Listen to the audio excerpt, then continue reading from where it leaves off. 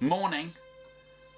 Welcome to another story time for this week when the world was turned upside down because of what Jesus achieved that first Easter. This one is called Peter and the Big Breakfast. Peter sat on the beach and watched the sun set. He thought about how he had run away and left his friend Jesus. Peter felt ashamed. He thought about the cross and felt sad. He thought about the empty tomb and felt confused. I may be an ashamed, sad, confused chicken, said Peter, but I'm still a fisherman. So Peter gathered his friends, climbed into the boat and headed out to sea. Into the deep, he threw the nets and waited and waited and waited.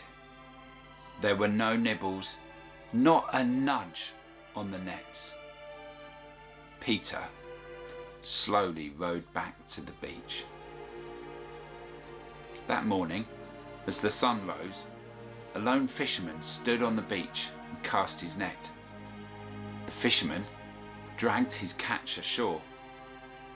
He collected driftwood, sparked his flint, and warmed himself by the fire. He cleaned the fish and cooked his catch. The lone fisherman stood on the beach and watched a boat row back to shore. Splash! "Friends," yelled the fisherman, "throw your nets on the right-hand side."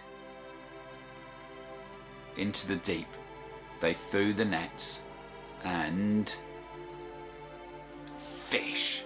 Not 10, not 100, but 153 enormous fish. "It's Jesus!" yelled John. "It's the Lord!" Peter dived into the sea and swam to the beach. "Bring your fish," said Jesus. "Let's have some breakfast." After breakfast, Jesus asked Peter, "Do you love me more than they do?" "Yes, Lord," replied Jesus. "You know I'm your friend." Jesus said, "Peter, feed my lambs." Jesus asked a second time, "Peter, do you love me?" "Yes, Lord," said Peter. "You know I'm your friend." Jesus replied, "Look after my sheep." Then Jesus asked a third time, "Peter, are you my friend?" "Yes, Lord, you know my heart.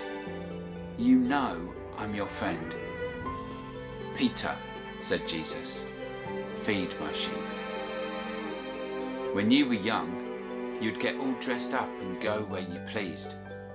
But when you get old, someone else will dress you up and drag you where you don't want to go.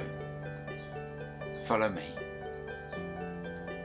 "But Jesus," said Peter, "what about John?"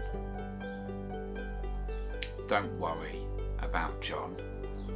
Peter, my friend, you follow me."